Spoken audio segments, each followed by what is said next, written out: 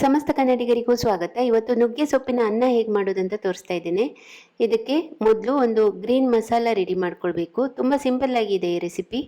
Green ಮಸಾಲಾಗೆ ಒಂದು 4ರಿಂದ 5 ಹಸಿಮೆಣಸಿನಕಾಯಿ ಮತ್ತು 30ರಿಂದ 35 ಫ್ರೆಶ್ ಪುದೀನ ಎಲೆ, ಒಂದು ಮುಷ್ಟಿ ಆಗುವಷ್ಟು ಕೊತ್ತಂಬರಿ ಸೊಪ್ಪು, 1.5 ಇಂಚ್ ಗಾತ್ರದ ಹಸಿ ಶುಂಠಿ ಮತ್ತು ರುಬ್ಲಿಕ್ಕೆ ಎಷ್ಟು ಬೇಕೋ ಅಷ್ಟು ಸ್ವಲ್ಪ ನೀರು ಹಾಕ್ಕೊಂಡು ಇದನ್ನು ನುಣ್ಣಗೆ ರುಬ್ಬಿ ಈ ರೀತಿ ಮಸಾಲೆನ ರೆಡಿ ಮಾಡಿ ಇಟ್ಕೊಳ್ಬೇಕು. ಒಂದು ಪಾತ್ರೆಯಲ್ಲಿ 2 ದೊಡ್ಡ ಚಮಚ ಆಗುವಷ್ಟು ಎಣ್ಣೆನ ಹಾಕಿ, ಎಣ್ಣೆ ಬಿಸಿ ಆದಮೇಲೆ ಅದಕ್ಕೆ 1 ಅಥವಾ 2 ಚಕ್ಕೆ ಚೂರು, 1ರಿಂದ 2 ಲವಂಗ, 1 ಕಪ್ ಆಗುವಷ್ಟು ತೆಳ್ಳಗೆ ಉದ್ದಕ್ಕೆ ಹೆಚ್ಕೊಂಡಿರುವಂಥ ಈರುಳ್ಳಿ, ಇದನ್ನು ಹಾಕಿ ಸರಿಯಾಗಿ ಈರುಳ್ಳಿನ ಹುರ್ಕೊಳ್ಬೇಕು. ನಾನಿಲ್ಲಿ ಮಧ್ಯಮ ಗಾತ್ರದ 2 ಈರುಳ್ಳಿನ ತಗೊಂಡಿದ್ದೇನೆ. ಈರುಳ್ಳಿಯನ್ನು ಸರಿಯಾಗಿ ಬಾಡಿಸ್ಕೊಂಡು ನಂತರ ಮಾಡಿಟ್ಕೊಂಡಂಥ ಹಸಿರು ಮಸಾಲೆನ ಹಾಕ್ಕೊಳ್ಬೇಕು. ಇದನ್ನ ಚೆನ್ನಾಗಿ ಒಮ್ಮೆ ಮಿಕ್ಸ್ ಮಾಡಿ, ಈಗ ಇದಕ್ಕೆ ಅರಿಶಿನ ಪುಡಿ ಹಾಕ್ಕೊಳ್ತಾ ಇದ್ದೇನೆ. 1/4 ಚಮಚ ಹಾಕ್ಬೋದು ಅಥವಾ 1/3 ಚಮಚ ಆಗುವಷ್ಟು ಹಾಕ್ಕೊಂಡು ಇದನ್ನ ಇನ್ನೊಮ್ಮೆ ಸರಿಯಾಗಿ ಕಲಿಸ್ಕೊಂಡು ನಂತರ ಇದಕ್ಕೆ ಬೇಯಿಸಿರುವ ಬಟಾಣಿನ ನಾನು ಹಾಕ್ಕೊಳ್ತಾ ಇದ್ದೇನೆ.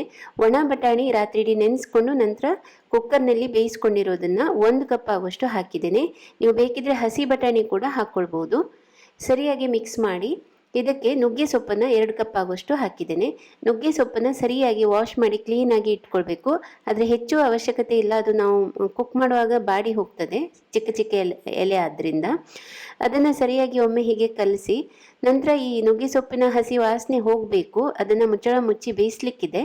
ಅದಕ್ಕೂ ಮುಂಚೆ ಸ್ವಲ್ಪ ಉಪ್ಪು ಹಾಕ್ತಾ ಇದ್ದೇನೆ. ಉಪ್ಪು ಹಾಕಿ ಮತ್ತೆ ಇನ್ನೊಮ್ಮೆ ಕಲಿಸ್ಕೊಳ್ತೇನೆ. ಇದನ್ನು ಸಣ್ಣ ಉರಿಯಲ್ಲಿ ಮುಚ್ಚಳನ ಮುಚ್ಚಿ ಒಂದು 4ರಿಂದ 5 ನಿಮಿಷ ಆದರೂ ಇದನ್ನ ಬೇಯಿಸ್ಕೊಳ್ಬೇಕಾಗ್ತದೆ. ಒಂದು ವೇಳೆ ನೀವು ಹಸಿ ಬಟಾಣಿ ಹಾಕಿದ್ರೂ ಕೂಡ ಈ ನುಗ್ಗೆ ಸೊಪ್ಪನ್ನ ಬೇಯಿಸೋ ಟೈಮಲ್ಲಿ ಹಸಿ ಬಟಾಣಿ ಬೇಯ್ತದೆ, ಅದು ಬೇಗ ಬೇಯ್ತದೆ. ನಾನಿಲ್ಲಿ ಒಣ ಬಟಾಣಿನ ಬೇಯಿಸ್ಕೊಂಡು ಹಾಕಿರೋದ್ರಿಂದ ಬಟಾಣಿ ಬೇಯಲಿಕ್ಕೇನೂ ಇಲ್ಲ, ನುಗ್ಗೆ ಸೊಪ್ಪು ಸರಿಯಾಗಿ ಬಾಡಬೇಕು ಅಷ್ಟೇ. ಒಂದು 5 ನಿಮಿಷ ಸಣ್ಣ ಉರಿಯಲ್ಲಿ ಹಾಗೆ ಬಿಟ್ಟಿದ್ದೇನೆ. ನಂತರ ಇನ್ನೊಮ್ಮೆ ಇದನ್ನು ಕಲಸಿ ಈಗ ಇದಕ್ಕೆ ಅನ್ನ ಹಾಕ್ಕೊಳ್ತಾ ಇದ್ದೇನೆ. 2 ಕಪ್ ಆಗುವಷ್ಟು ಮಾಡಿಟ್ಕೊಂಡಂಥ ಅನ್ನ ಹಾಕ್ತಾ ಇದ್ದೇನೆ. ನಾನು ಬಾಸ್ಮತಿ ಅಕ್ಕಿಯಿಂದ ಮಾಡ್ಕೊಂಡಿರುವ ಅನ್ನ ಇದು. ಯಾವುದೇ ಅಕ್ಕಿಯಿಂದ ಕೂಡ ನೀವು ಮಾಡ್ಕೊಳ್ಬೋದು.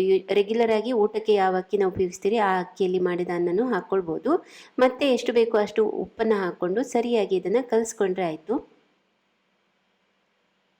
ಚೆನ್ನಾಗಿ ಕಲಸಿ ಆದಮೇಲೆ ಕೊನೆಯಲ್ಲಿ ಗ್ಯಾಸ್ನ ಆಫ್ ಮಾಡಿ ನಂತರ ಇದಕ್ಕೆ ಲಿಂಬೆ ರಸ ಹಾಕ್ಕೊಳ್ಬೇಕು. ಲಿಂಬೆ ರಸ ಸ್ವಲ್ಪ ಜಾಸ್ತಿ ಬೇಕಾಗ್ತದೆ.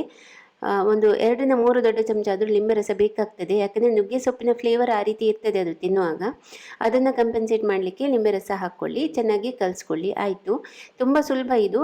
ಇದು ಮೊಸರು ಅಥವಾ ಯಾವುದೇ ರಾಯತ ಜೊತೆ ಸರ್ವ್ ಮಾಡ್ಬೋದು. ತುಂಬ ಚೆನ್ನಾಗಿರುತ್ತೆ ತಿನ್ನಲಿಕ್ಕೆ. ಇವತ್ತಿನ ಈ ರೆಸಿಪಿ ನುಗ್ಗೆ ಸೊಪ್ಪಿನ ಅನ್ನ ನಿಮಗೆಲ್ಲ ಇಷ್ಟ ಆಗಿದೆ ಅಂತ ಭಾವಿಸ್ತೇನೆ. ಇನ್ನೂ ಹೆಚ್ಚಿನ ರೆಸಿಪಿಗಳಿಗಾಗಿ ಸವಿರುಚಿ ಚಾನಲ್ನ ಯೂಟ್ಯೂಬ್ನಲ್ಲಿ ಸಬ್ಸ್ಕ್ರೈಬ್ ಮಾಡಿ, ಫೇಸ್ಬುಕ್ನಲ್ಲಿ ಫಾಲೋ ಮಾಡಿ ಅಂತ ಕೇಳ್ಕೊಳ್ತೇನೆ. ಧನ್ಯವಾದಗಳು.